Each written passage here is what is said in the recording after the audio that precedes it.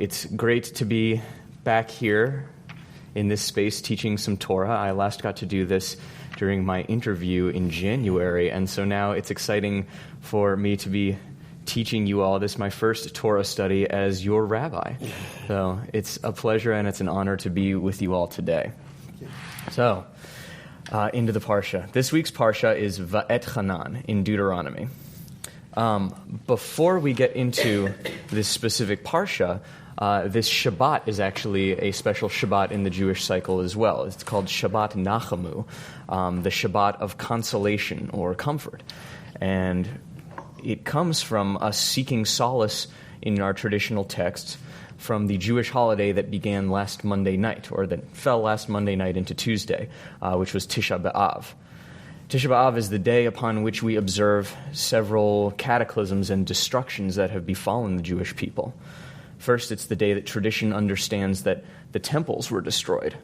Additionally, there are a number of expulsions, massacres, and crusades that have fallen on this day in history.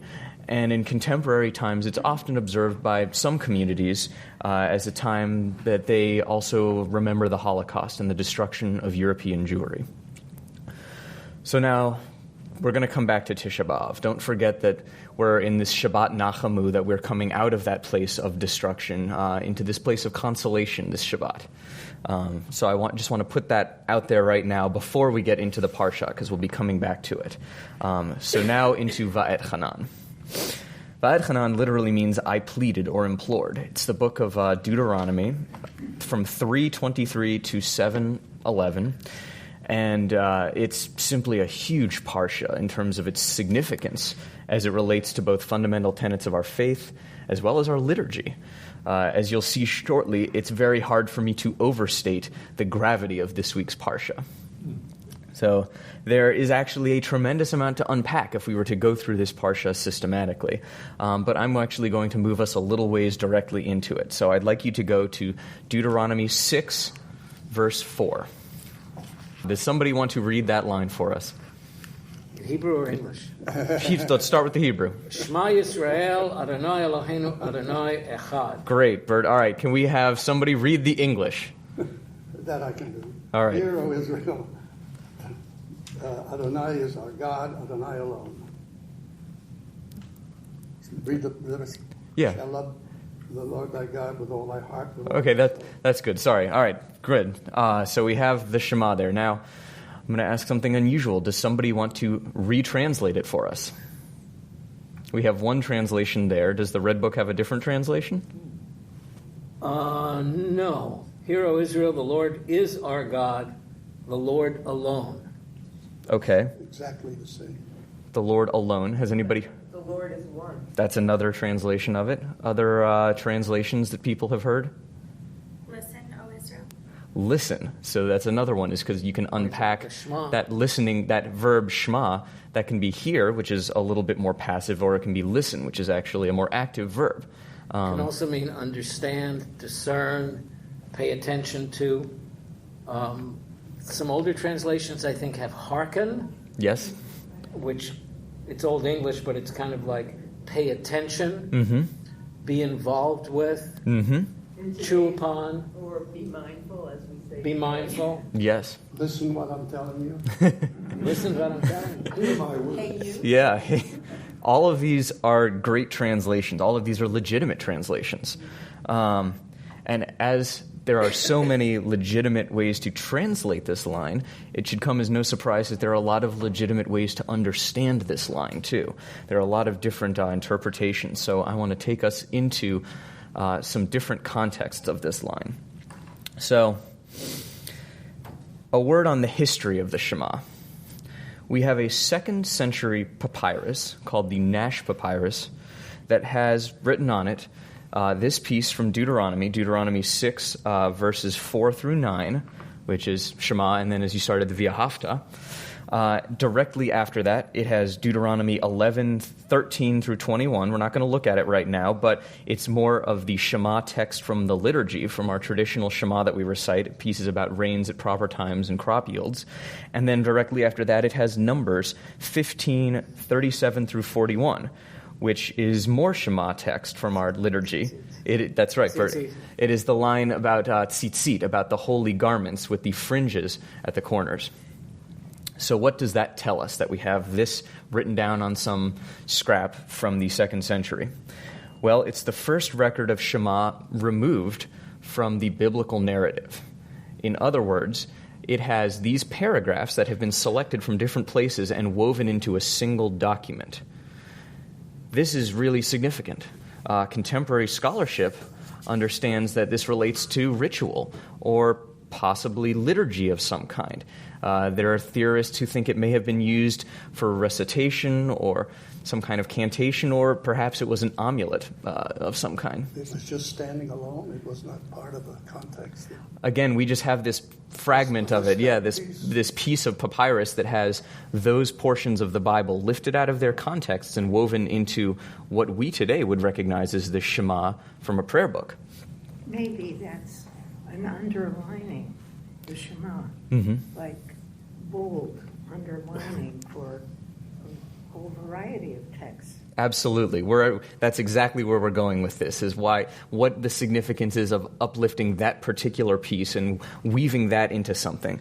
So the usage of this particular kernel of biblical text signals to us that by the year 100 CE, Jews, we don't know whether they were scribes or communal leaders or devotees of some kind, but that some Jews were deriving theological significance from this particular line. They were saying, okay, this particular piece of biblical text of the Torah tells us something about our God. So in it we have this core Jewish assertion of the nature of divinity, of the nature of God. We have a piece about a kind of cause and effect relationship with God in terms of proper service to God, and then the rains coming and the crops. And then a piece about wearing these holy garments, about wearing literally the clothes of being Jewish. And this narrative is woven together outside of any kind of linear fashion of just reading through the Bible. So what is the Shema at its core? Is it an oath? Is it some sort of manifesto of prayer? Or is it the origin of Jewish prayer? So we'll get more into Shema and biblical theology now. So does somebody want to say, in a sentence or two, what's the significance of the Shema? Standing on one foot? Standing on one foot, that's right. Go for it. Yes, we have a couple of different... Well, I have a thought. Sure. And that is that it doesn't say hear people or hear without saying Israel. Mm-hmm. So it's a unifying call. It's a call not only to God, but to unity of who we are. Great. It's constitutive. It constitutes us as a people in a certain way. Yeah, did you have a thought? Okay. Yeah, go ahead. It's the statement, the novel aspect of the Jews in those times, that we're a monotheistic religion. Mm-hmm. A big breakthrough. Excellent. Yes, it is this, what was a very radical departure from a polytheism of the ancient Near East. That's a really revolutionary piece too. Yeah. Well, when I was a child going to synagogue and the Shema was said, we would all stand up, we would all sing it at the top of our voices, and everybody would look at everybody else. And it was, to me, it was like, here we are, we're a community, we're one community, and we believe that there is this God. Mm-hmm. That's great. And I think that dovetails very nicely with talking about how it brings the people together. It's this call to say, okay, this is the people who we are, this is our relationship with God. It brings us together in that very communal sense. So... can I add to that? Yeah, go ahead. One of the interesting things to me is it's not as if before this line it says in the Torah, and now the most important thing in the Torah, and now the thing that you say all the time. Right. And so I always wonder, of all the verses in the Torah that could have been pulled out, why this one in particular? And so part of the significance I see, and I don't have an answer to that question, but part of the significance that I see in the Shema is that it was pulled out. And that our people, in fact, have gravitated around this phrase that is very difficult to translate, and that it has become the center of what we're supposed to say at night before we go to sleep. It's supposed to be the last words before you die. Supposedly it's one of the first things a child is taught. And so a lot of the significance to me, I think this is following on what Susan said, is that we have adopted it. That the Jewish people have given it a meaning and a significance that is not particularly in the text, at least as I read the text. Bert, that's fantastic. We're actually going to get into some of those pieces a little bit further down the line. That's great. Yeah, go ahead, and then we'll... Yes, go ahead. Is this the first time that this is seen in Torah? First time? Hero Israel? This is where it... Very first time. Yeah. No, it says Hero Israel a number of times. It says Hero Israel as an injunction to here comes some kind of commandment, or here comes some particular piece of law or something.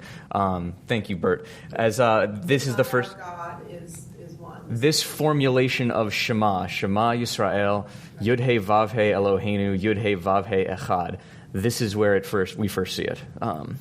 Yes, that's a great question.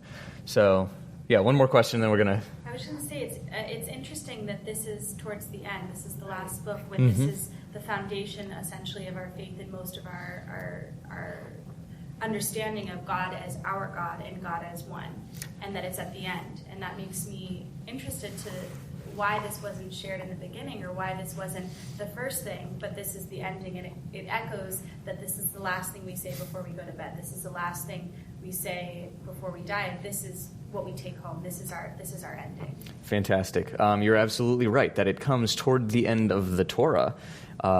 Is remarkable in and of itself, and sort of we have to go through a lot of the story arc of the Torah and unpack some of the various pieces. We have to go through the Exodus and enter the land and all the... Well, we haven't quite entered the land yet, but the entire narrative arc of stories of the patriarchs, all of them, and the matriarchs, all of that.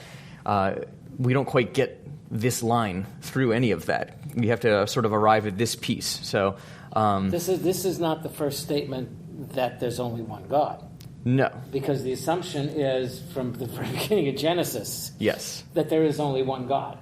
And the Ten Commandments, well, I'm not sure whether it says there is only one God. It's a little bit complicated. I'm this particular God. It's the sort of the roots and the origins of it, and sort of where Genesis picks up, and in the beginning, all of that, and sort of what the nature of that theology is in Jewish text through Jewish history and the Talmud versus what ancient Israelites and what might have been believed in the ancient Near East. These are that gets a little bit complicated, but that does take us to where we're continuing with this. I want to get into ancient Near Eastern theology. Is there another? You have a question on this? In most civilizations at that time, a god represented something that was important in one's life for agriculture, for protection. So the question here is, what does God represent to us? I mean, what is he supposed to? What is his role in our life? We're going to get there. That's where we're going. First, I want to unpack a little bit of what you talked about that what a god was in the ancient Near East, what that meant. So. Contemporary biblicists understand that in the ancient Near East, polytheism was common. There were lots of different gods. But one piece I want to touch upon, and this might be a little bit counterintuitive, is that it wasn't that one guy necessarily believed in a whole bunch of different gods. It was that one guy in this town had believed in this god, and then the next town over had their god. That there is this idea that God is attached to place physically, that a God is attached to a physical place, that's where that God has power. So if you come to this town, you get the storm god. If you come to this other town, you get the sea monster god. And those gods held power in those places, and the storm god didn't get to have sovereignty over the sea monster god's town. The exception to that would be when the people in the sea god's town would conquer the other town, and then the theological understanding was actually that, okay, the sea god must have been stronger, and therefore the sea god gets to have power in this place. Either way, deity, the idea of deity of God, is strongly, strongly attached to place. This is a strange aside, but I'm actually serious when I tell you that there is a computer game predicated on this notion that came out 15 years ago, a very interesting sort of theological commentary, a cultural commentary, but we won't go into that at the moment. So back to Shema. Shema actually blows this notion out of the water. What we think of oftentimes, we think about Shema being revolutionary in terms of its statement, this assertion of radical monotheism. But it also functionally, in terms of how we carry it, renounces this direct attachment, this fusing of God and place. So the question is, how does it do that? Yud-He Vav-He is our God. Yud-He Vav-He is one. Why wouldn't that be linked to place in the ancient world? Well, the other thing I want to get into about this papyrus that I mentioned from the 2nd century is that the formatting, it came alongside and was discovered along with translations of that same set of passages into Greek. And it was discovered, copies of this in various pieces were discovered around the Mediterranean basin. So here you have this assertion that God, that Yud-He Vav-He, that the Tetragrammaton, the name of our God, is our God, and that God is one, and that is being carried and projected by people outside of just this one particular land. And that's a really revolutionary thing. In other words, we know historically that it had traveled enough to have religious significance to people beyond the traditional boundaries of the polity of Israel. So beyond those borders, you have people now declaring their relationship with God, that God is one, and that their relationship to God, as outlined in subsequent traditional paragraphs of the Shema, as we see woven together, can actually have an impact on you and can be part of your life, that relationship with God, wherever you are. Now, I want to be clear about this, that God is holy everywhere. That notion that God is holy wherever you are and you can have that relationship doesn't negate the concept of holy spaces in the traditional Israelite text, i.e., what we think of as the land of Israel. The revolutionary thing is what I said, that you can have holy spaces and holy places and shrines in those places, places that do have that divine significance, and in addition to that, you can have a relationship with God beyond those borders. And you can take your God with you. That's right. That God actually is everywhere, that God is with you if you are in different places, in addition. Which is not surprising considering that large portions of the Jewish intellectual community were in Babylonia. That's right. And not in Eretz Yisrael. That's right, too. At the point where we believe this was codified or redacted or written, however you want to do it, that was after the dispersion. And there still were very large numbers of Jews and rabbinic academies and everything around Baghdad.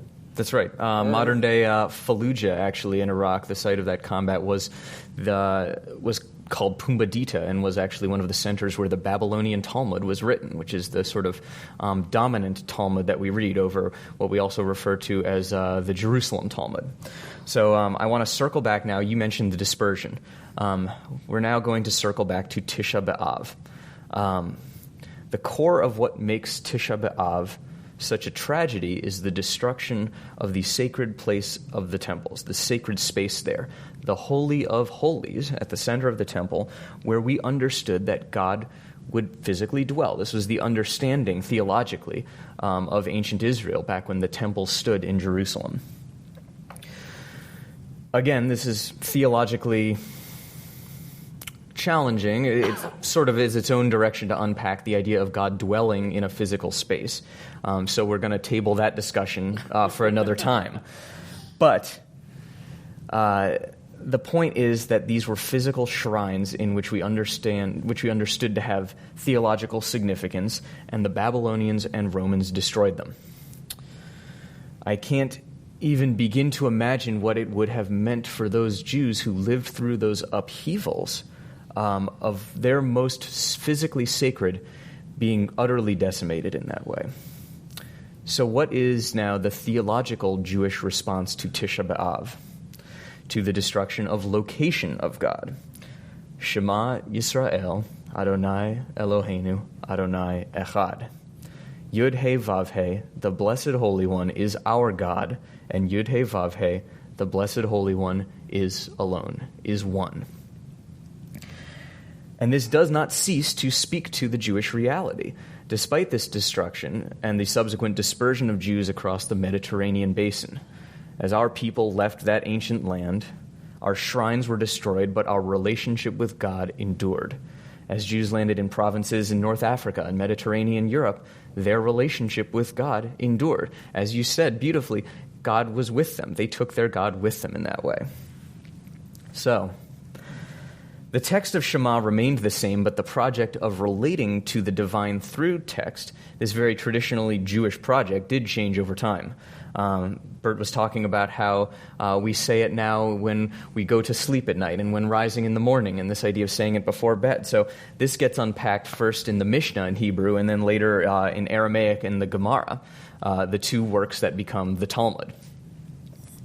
They look at the Via Hafta that comes afterward, and they look at when you say that and the conditions under which you say that, and when you say it if you're traveling, all of these different pieces. They get into the project of actually, okay, so what do we do with this piece? How do we actually live this? How do we relate to it? How do we use it? What role does it functionally play in our lives?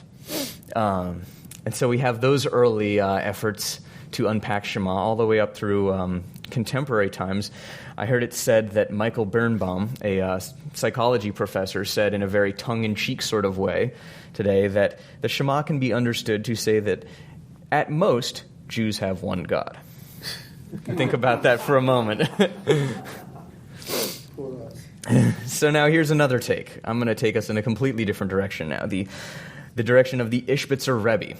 The Ishbitzer Rebbe was a Hasidic Jewish leader from the early 19th century, and his was a mystical sort of take on it. He was well-versed and steeped in the Kabbalah and the Jewish mystical traditions.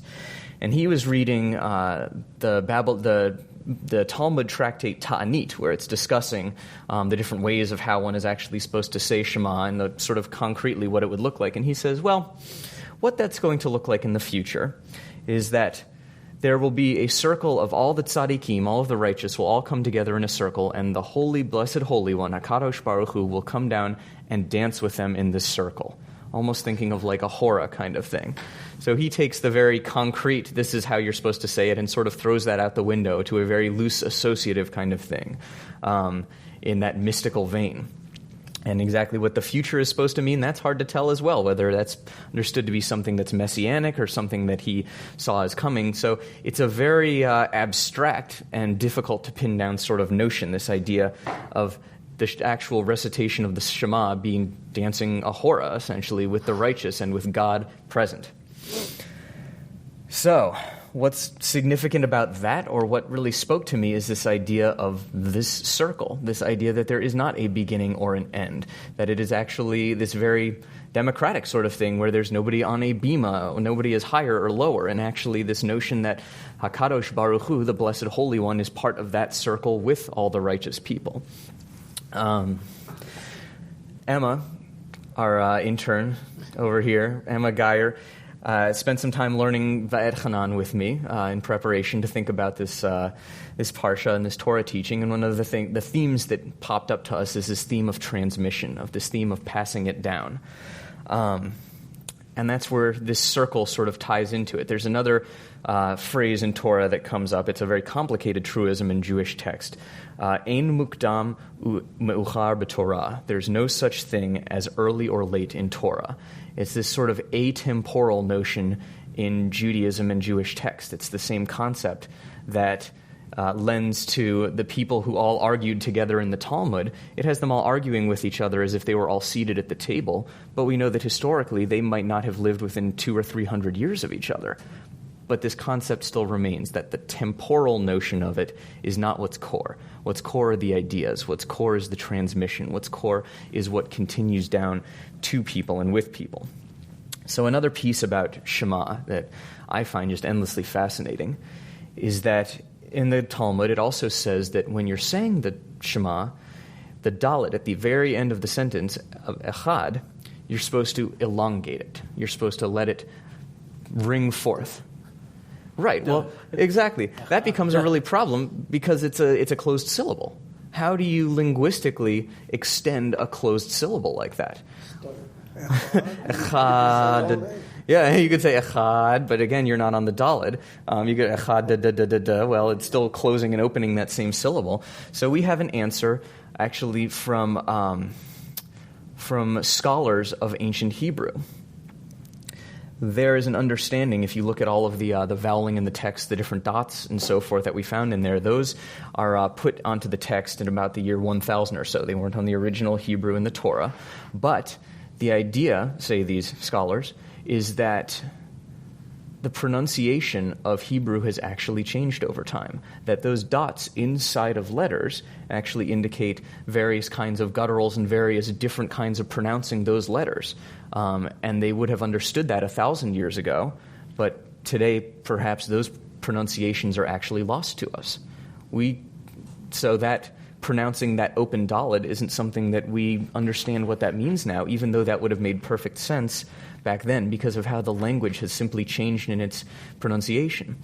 There are folks who find that very disturbing, and perhaps it is. It's a little bit uprooting to think, gosh, that we weren't saying this exactly the same as our forebears were, but there's also something very beautiful about it, because just as we have to say it differently, so does our understanding of it change. This is this point that you made just a little while ago about we have to refigure what is our relationship with God now. It's the same as having to figure out exactly how we speak these words, how we live this thing in this time. Yeah.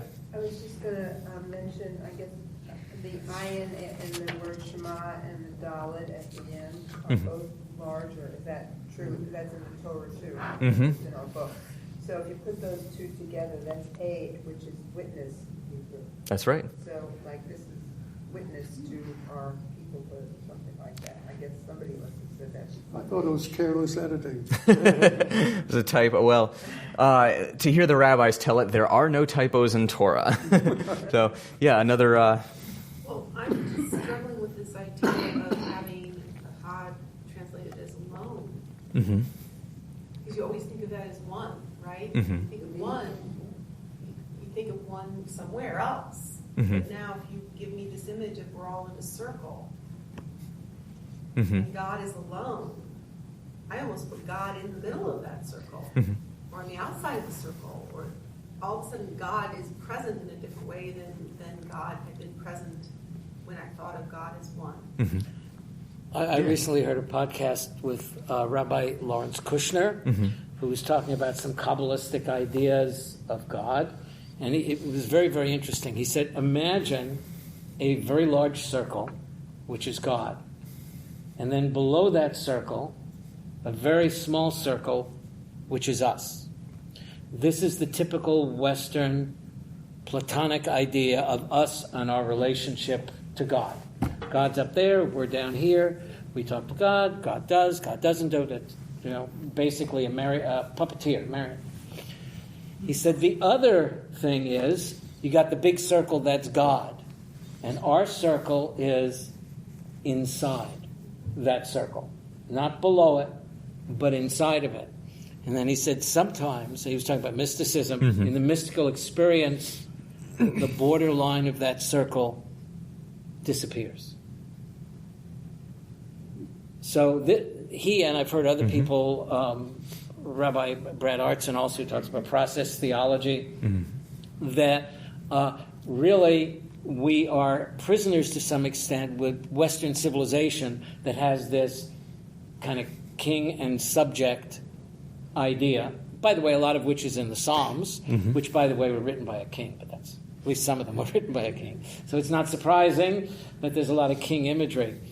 But yeah, the one other interpretation is that this oneness is that we are not separate as in below, but we are part of God, and that brings up the idea of godliness, etc. I mean, there's other problems with that particular paradigm as well, but that I think addresses partially what you were talking about. Well, it just changed if God is alone, and if we're here in a circle, let's say we are Israel, and God is alone with us in this, it just feels like a different dynamic. Sure. I think... I don't think alone means apart. You do not think it means apart. You do think it means apart. No, there is one God. That's the way I read it. So one understanding theologically is that alone actually is thinking about, so hearkening back to that polytheism at this time when all the different gods were all together. They were all in their sort of class of gods, and they might be working together or conflicting with one another. That it's this idea that no, that our God is alone, that there isn't some pantheon that our God is part of, that aloneness talks about how this status of godhood, that this divinity, that there aren't other competing divinities in that way. Does that sort of answer where you're... It's all interesting. Mm-hmm. Did you have a thought of... No, just there's so many different interpretations, and you can practically take anything you want. But there's no question that Echad means one. Mm-hmm. And to me, it simply means that there are no others. But that's one thing it means. The other one is that there are no others. It's not divisible. Everything is part of God.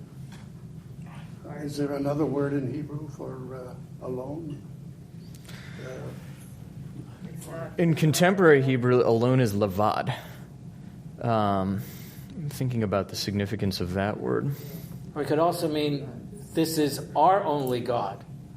Because it does say before that it says Eloheinu, which means our God. So one could read this as this is the only God for us. That's right. Which doesn't address the issue as to whether there are other gods for other peoples. So the other, that's right. The other piece that's a little bit gets complicated is Eloheinu is the possessive of ours. It's also the plural. We also see God written as Elohim. Elohim, right. Throughout a lot of text. And which is a plural Hebrew ending. We hold that to mean that it is the singular. There have been a lot of... I mean, that's a pretty ancient... dating back even to this, being sourced in this, the rabbis understand that Elohim just happens to be the word, the construct in which this God concept is expressed. So if the name of the God is Yud-He, Vav-He, the Tetragrammaton, El, Elohim, Elyon, El Elyon, like the God of the most lofty, elevated God, that those are words that describe God or a God. Elim would be like other gods. So when you see it talking about like the gods of like the Baalim, for instance, the prophets and priests of Baal, this other god, they talk about these other Elim of the other people. But again, it's a complicated piece that here we have something declaring the oneness of God while also putting it in this plural form, that Yud-He, Vav-He are our gods, literally, even though we understand Yud-He, Vav-He to be singular. Any reactions or responses, or have other people run into that question about Elohim before? Oh, totally. Totally. It could be this was a text that developed over a long period of time, and then subsequently developed after that, that monotheism, strict monotheism, was in fact planted here, but actually grew and was refined over a much longer historical period of time. And we go back, it's really nice for the rabbis to say, oh, it says gods, but it really is God. It says El Elyon, which means the highest God, which kind of implies that there's a not highest God. And I believe that in the second paragraph of the Shema, it says that you shall, if you serve other gods, and pay attention to them, you'll have a problem, assuming that there are other gods. I think it's clear that whether there's one God or other gods, we believe that Yud-He, Vav-He is the top. So there's tension in a lot of these works, and you're rightfully lifting up that tension. You read this throughout the prophets, too, that the prophets are just over and over again beside themselves irked with the people worshiping other gods and lusting after other gods and all of that. Like that is the sort of their prime piece that seems to irritate them to no end. So we know that indicates to us that in that era, in the time of ancient Israel, before perhaps concurrently with the first temple, there was still other cultic worship going on of other gods, that somebody might have their little shrine off in the corner that they weren't telling, the prophets or the priests or somebody about. That there's actually a transition period here in which the people of Israel was becoming the people of Israel. It's not a quick or easy or neat, seamless thing. Like, we see the rough edges of it all through the Bible in the tension between this worship of people's different folk gods or the god of a town or something like that versus the worship of, as they understood it, the one true God of Israel, Yud-He Vav-He. I've also found it interesting that the text keeps on saying, don't go after other gods that you have not experienced. And that it gives as a reason for Yud-He Vav-He is that you have experienced this. This is the God, this is the God that took you out of Egypt. First commandment says, I am the Lord your God who brought you out of the house of Egypt. And the interesting part of that to me, which relates to Shema, is that's depending on our perceptions. It's not saying believe just because. It's saying you have seen this with your eyes. You have experienced this. That your own intelligence is a confirmation of this. Also, that Shema Yisrael Adonai Eloheinu, that it is in reference to us. It is not just that here Israel, God is the God, that Yud-He Vav-He is the God, Yud-He Vav-He is one. It's that Yud-He Vav-He, that God is our God. It's inescapable that God exists in relation to us, that there is this empirical reality, this idea that God is one, and that we are perpetually in relation to that there isn't some idea of, okay, well, that's out there and we're sort of over here. There isn't, you mentioned that idea sort of in some kinds of Western post-Platonic thought that there is this differentiation between, okay, so there's the people and there's the God, and never the two shall meet. It's an anecdotal piece. One of my rabbis, Joel Hecker, the professor of Jewish mysticism at the Reconstructionist Rabbinical College, he teaches all the Kabbalah. On the first day of class, he draws the two circles, God and here are the people. And he said, we're discussing everything that's between the two. This is what mysticism is, and that's what that sort of experiential, ecstatic, lived experience of being close to God through a system like Kabbalah, a system that's difficult to reconcile with Western post-Enlightenment rationalism in particular, but it's another kind of relationship with God. So, I once read a book on the Shema which suggested that depending on which word you emphasize, it takes on a different type of a meaning. So normally we say Shema Yisrael Adonai Eloheinu Adonai Echad, every word is the same. But if you said Shema Yisrael Adonai Eloheinu, or you said Shema Yisrael, or Shema Yisrael Adonai, or Shema Yisrael Adonai Eloheinu. That's true for anything. No, I understand. No, but but with this particular thing, by stressing different words, you get like a different perspective on it. Does somebody, in line with that, does somebody want to tell me how the English sentence is punctuated? Exclamation. No, period. Comma. Where you put that comma is right. Where you put that comma is very important in that whole statement. Oh, right. Yeah. That actually can alter the meaning of it as well, in terms of what that line means. If you move that comma around different places, the idea is that there are probably two clauses there. But where and how you break them up and how you think about them, we're very used to breaking it up in that way, putting the comma there, that it's almost hard to imagine. But if you move that comma around, it actually changes it as well. Of course, there's no comma in the Torah. Exactly.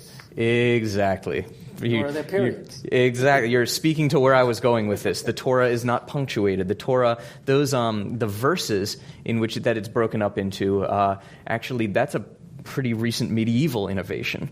The idea of breaking it up into those numbering it in those specific verses, because we had our parshiot, the parsha of the week, and so we had that system of understanding chunks of Torah. But there aren't numbers, there isn't punctuation, we don't have the voweling. The voweling doesn't come until, like I said, about the year 1000, 1100. So what we do with that text becomes very important in terms of how we understand it.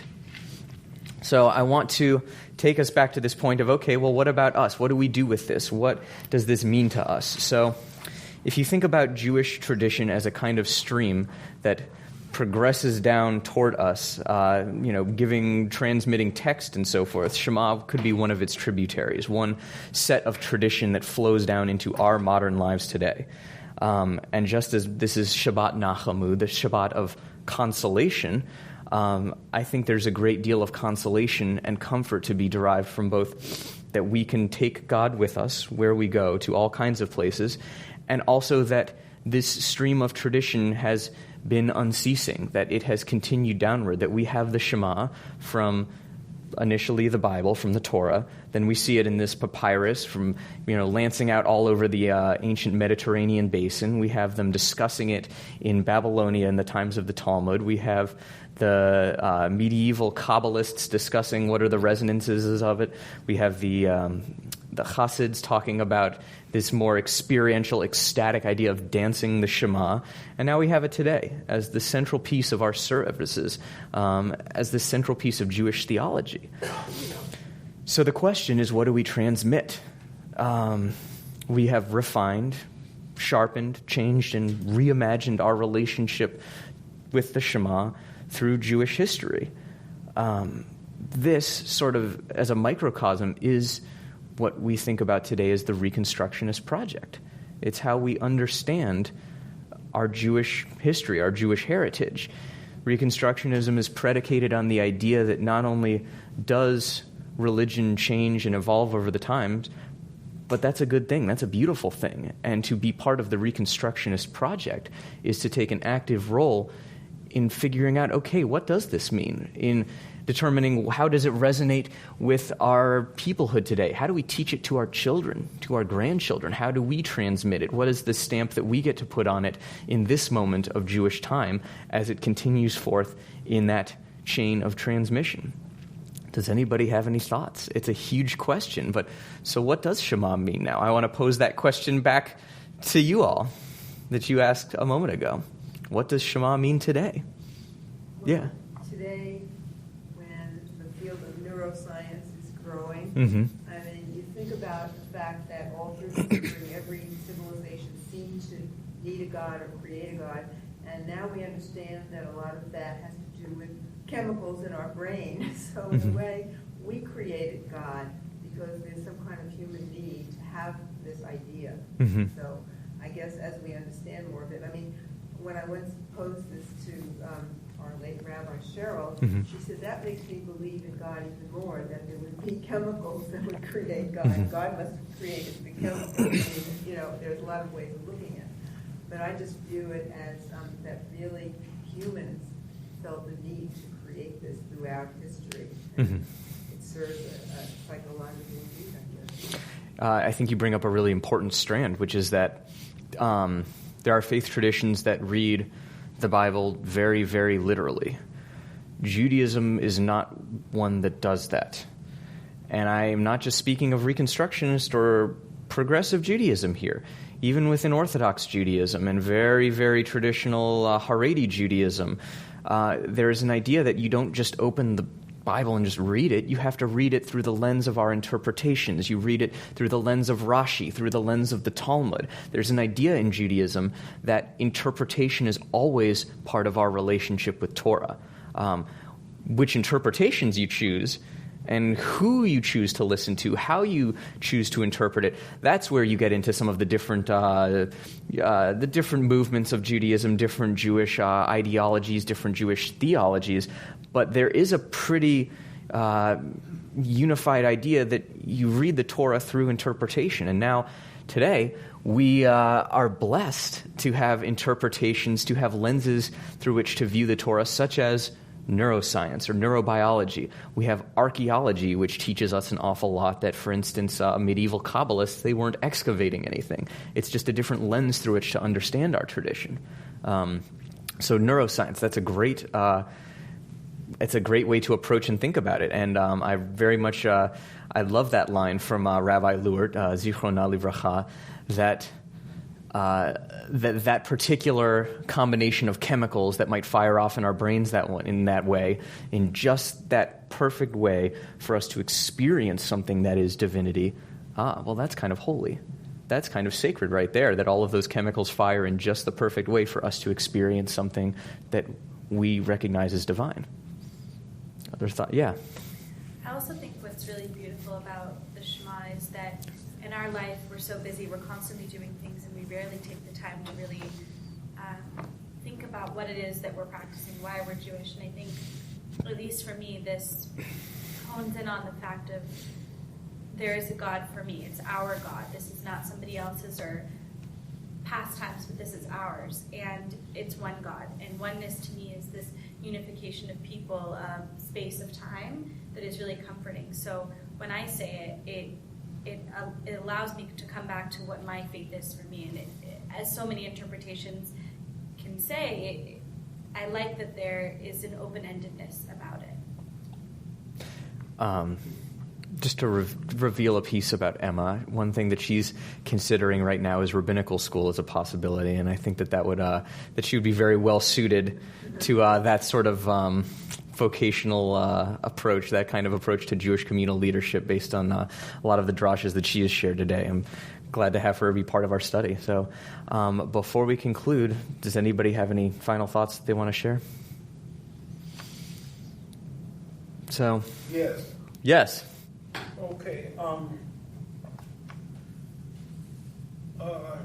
Let's hear it. There's okay in this book. Okay, I read that right. Green one? Yeah, he's got the green one. Okay. So I'm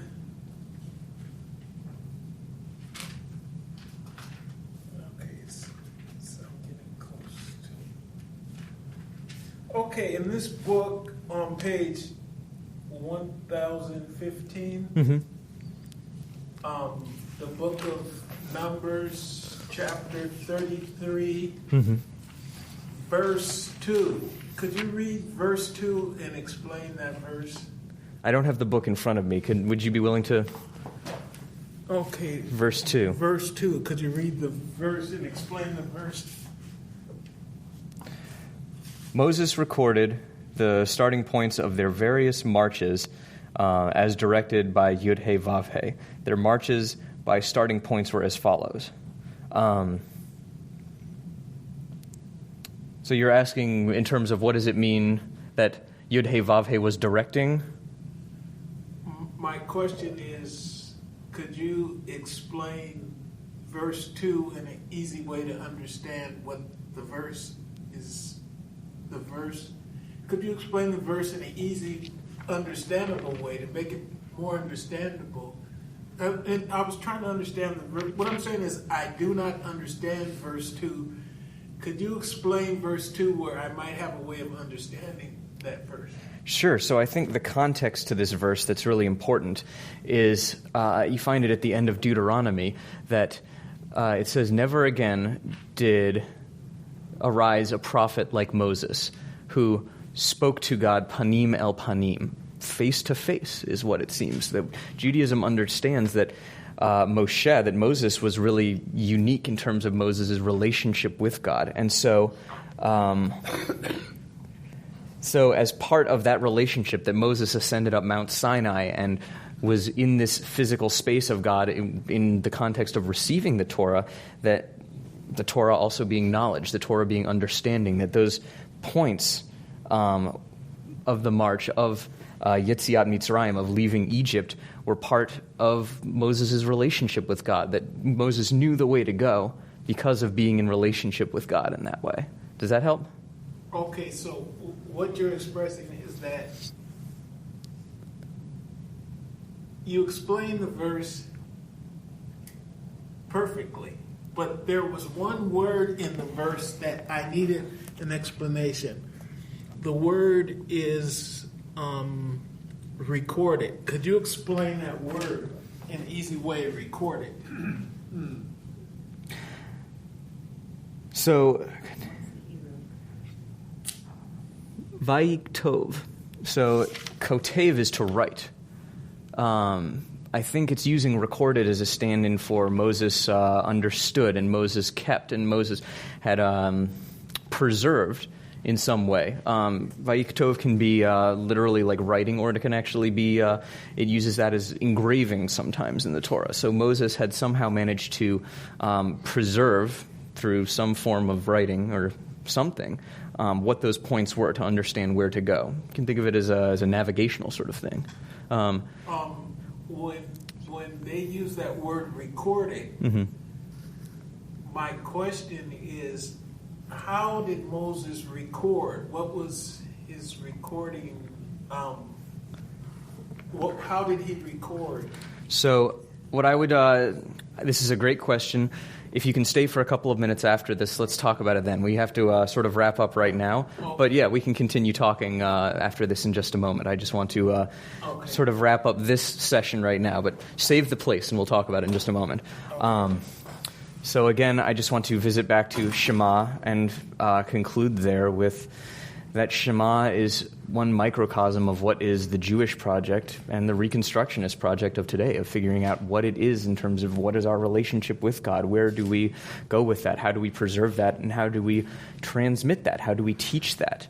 I don't have any one monolithic answer for you, but I do want to posit that that is our task today, that in coming to sessions like these and thinking about it and sharing with families, talking to people, other Jews, going to services, that this is sort of the project that we're driving right now, is what does it mean? How do we make sense of it, and how do we live it in ways that are authentic and meaningful and powerful to us in our time and in our context, with all of these different lenses of interpretation, as you mentioned, and all of our older interpretations, all of our text. How do we weave that into an understanding of who we are as Jews? It becomes a mind-bogglingly large project, but I'm excited to be on the journey of that project with you all.